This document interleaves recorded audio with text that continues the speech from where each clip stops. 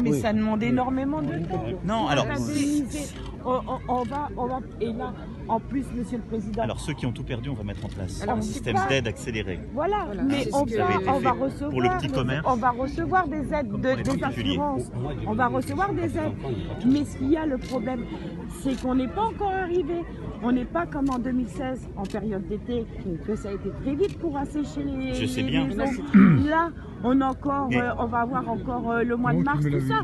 Donc on ne peut pas réintégrer nos domiciles, ils sont inhabitables. Parce qu'il y a eu les inondations, on a eu la neige, on a le gel.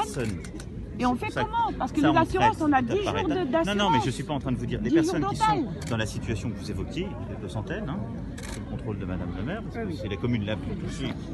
Bon, ces personnes qui ne pourront pas réintégrer, on va mettre en place des dispositifs là aussi. Oui, pour aller dans un gymnase. Non, pour aller dans un gymnase. Allez où là? C'est ça qui l'hygiène. Moi, je suis dehors. C'est pas possible. Il n'y a pas d'hygiène. On n'est pas des animaux pour être parqués dans un gymnase. Avec beaucoup d'habitants encore hier, c'est que je demande. On est fatigué. Parce que moi, je suis dehors avec mes 3 enfants. Je suis parti là-bas. Réparer sans attendre les assurances les principaux Vous voyez, Madame le maire, j'ai ma fille qui a été vous voir, enfin pas vous voir personnellement parce Moi, je qu'on suis ne peut pas parti. vous voir, qui s'est présenté au CCAS parce que j'ai tout perdu, on a tout perdu encore une fois et en plus, je me suis fait cambrioler, vous venez chez moi, il n'y a plus rien. Même le dernier souvenir, vous voyez, j'ai perdu mon mari il y a 3 ans, qui est mort d'un cancer. J'ai perdu tout en 2016, les photos, tous mes souvenirs. Il me restait qu'une seule chose de mon mari, un coffre qu'il avait acheté il y a plus de 30 ans. On me l'a volé. Je vais aller porter plainte au commissariat, ils n'en ont rien à faire. Mais maintenant, ma fille était au CCAS pour demander une aide d'urgence. On lui a demandé des papiers. Donc un relevé d'identité bancaire et un RIB. On avait 220 € sur son compte. Vous savez ce qu'on nous a dit? Notre dossier a été rejeté parce qu'on est trop riche, on a 220 €. Je fais quoi avec 220 €? Expliquez-moi. Vous vivez comment avec 220 €? Vous n'êtes pas trop riche avec 220 €. Eh bien, expliquez-moi comment que je fais. Doit être haute. Non. Mais en tous les cas, ça fait partie des 220 €, on est riche. Madame, surtout pas.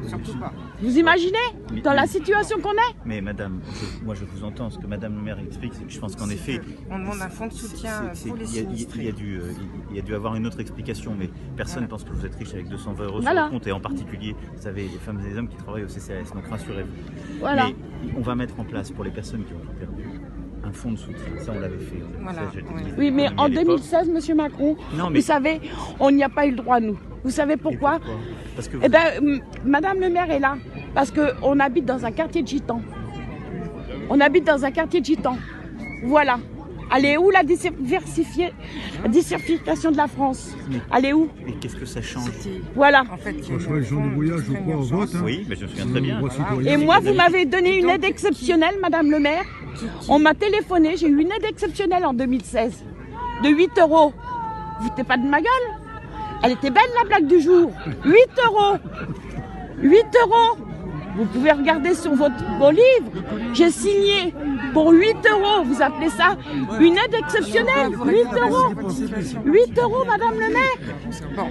De quoi m'acheter 2 baguettes de pain? En tous les cas, c'est pas notre seul CCAS. Il ne faut pas revenir sur 2016 ce qui est vrai, c'est oui, qu'on va aider la commune. Mais vous voyez à quel point c'en est. À la hauteur des besoins des familles sinistrées. C'est pour ça que je suis là aussi, c'est pour les personnes qui ont tout perdu, on va mettre en place un système d'aide. Ce ne sera pas 8 €.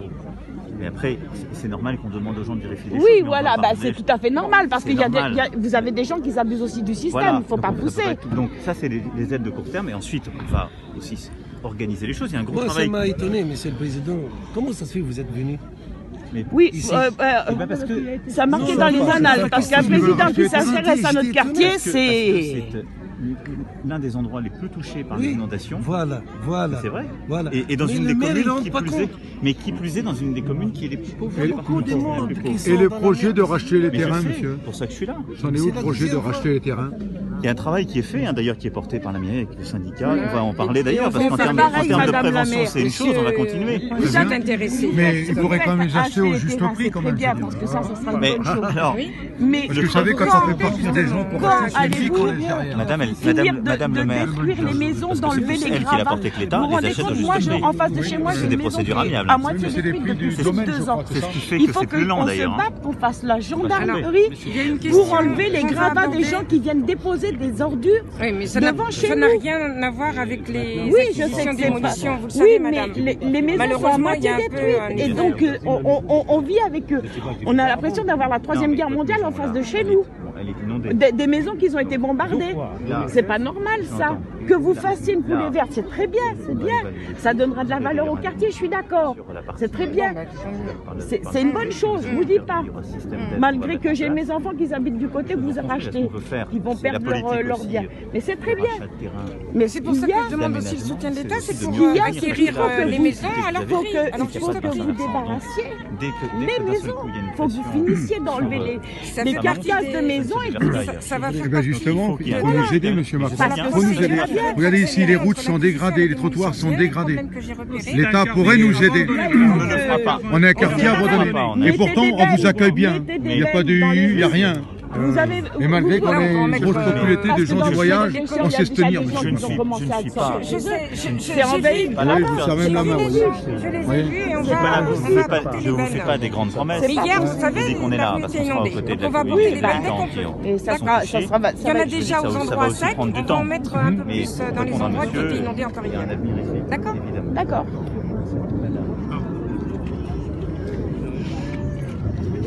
Vous pouvez dire que le quartier, Ah bah oui, mais...